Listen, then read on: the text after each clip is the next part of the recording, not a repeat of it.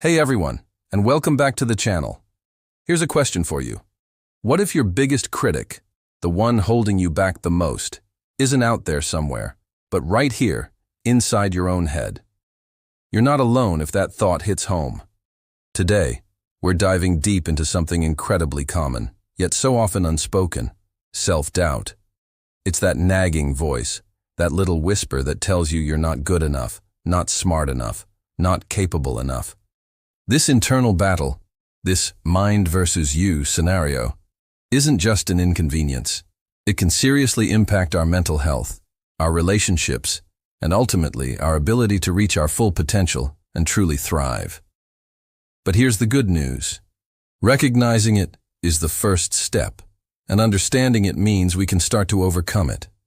We're going to tackle this together, so stick around as we explore how to turn that internal critic into your greatest cheerleader. So how does self-doubt typically show up in our lives?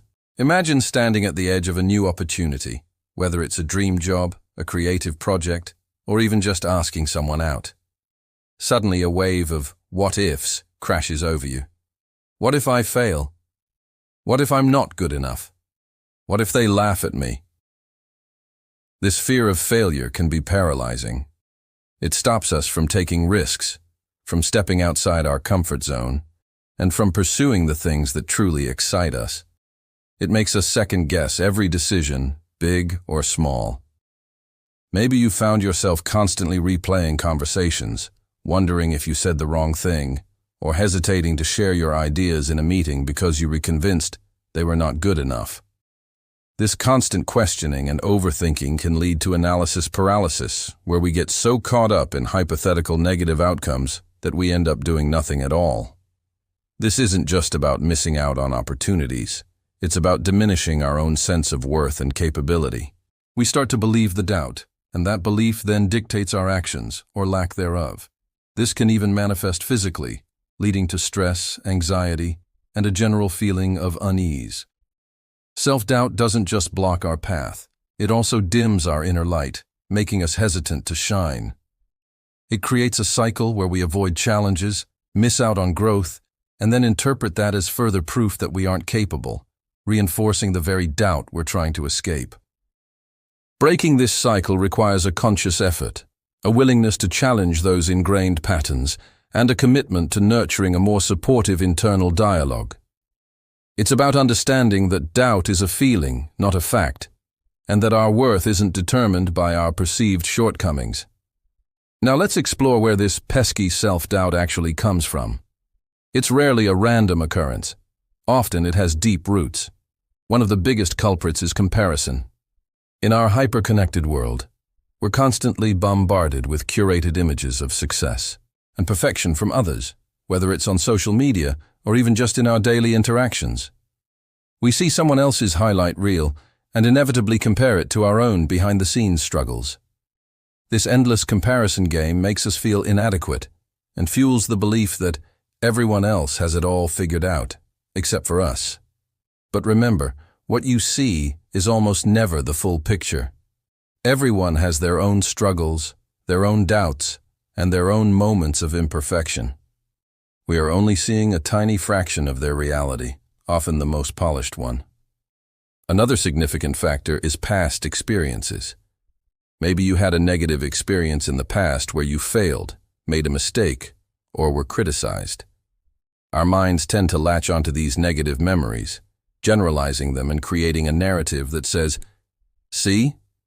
This is proof you're not good enough, so don't even try again." These past hurts can create deep-seated fears and reluctance to step forward. Additionally, societal pressures play a huge role. From a young age, we're often taught to strive for certain ideals of success, beauty, or intelligence. When we feel like we don't measure up to these external benchmarks, it can trigger intense feelings of inadequacy. The pressure to be perfect, to always succeed, and to never show weakness can be crushing. These external expectations become internalized, creating an inner critic that constantly scrutinizes our every move. Even the way we're spoken to as children, the labels we're given, or the expectations placed upon us, can shape our self-perception for years to come. Recognizing these psychological roots is incredibly powerful because it helps us understand that self-doubt isn't necessarily a reflection of our true capabilities, but often a product of our environment and past interpretations. It's not an inherent flaw, it's a learned pattern that can be unlearned. So how do we actually turn the tide against this powerful internal adversary? The key, the real turning point, lies in two powerful strategies. First, learning to reframe those negative thoughts, and second, embracing vulnerability as a strength, not a weakness. When that negative thought pops up, "I can't do this," instead of accepting it as fact, pause and ask yourself, is this thought truly helpful? Is it absolutely true? What's an alternative perspective? Reframe, "I can't do this" to "I can learn how to do this," or "I'll give it my best shot." Challenge the narrative. Our brains are incredibly powerful storytellers, and we have the ability to edit those stories. This isn't about ignoring challenges. It's about changing the lens through which you view them. It's about consciously choosing to focus on your strengths, your resilience, and your ability to grow, rather than dwelling on perceived deficiencies. Think of your mind like a garden. You wouldn't let weeds grow unchecked, would you? Similarly, you need to actively cultivate positive, supportive thoughts and pull out the weeds of negativity. And then there's vulnerability.